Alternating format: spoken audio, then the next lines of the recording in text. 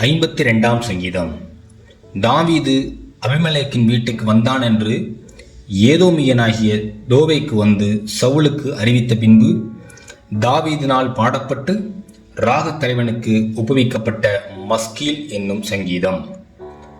பலவானே, பொல்லாப்பில் ஏன் பெருமை பாராட்டுகிறாய்? தேவனுடைய கிருபை எந்நாளும் உள்ளது.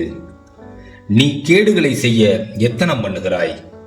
கபடு செய்யும் உன் நாவு தீட்டப்பட்ட சவரன் கத்தியை போல் இருக்கிறது. நன்மையை பார்க்கிலும் தீமையையும், யதார்த்தம் பேசுகிறதை பார்க்கிலும் பொய்யையும் விரும்புகிறாய்.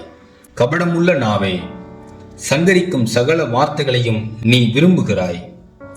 தேவன் உன்னை என்றென்றைக்கும் இராதபடி அழித்து போடுவார்.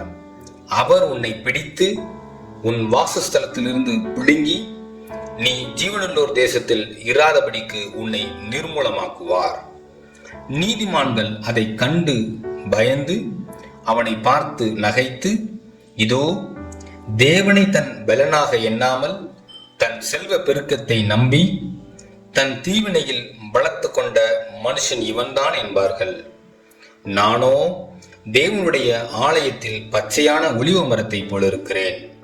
தேவனுடைய கிருபையை என்றென்றைக்கும் நம்பியிருக்கிறேன். நீரே இதை செய்தீர் என்று உம்மை என்றென்றைக்கும் துதித்து உமது நாமத்திற்கு காத்திருப்பேன். உம்முடைய பரிசுத்தவான்களுக்கு முன்பாக அது நலமாயிருக்கிறது.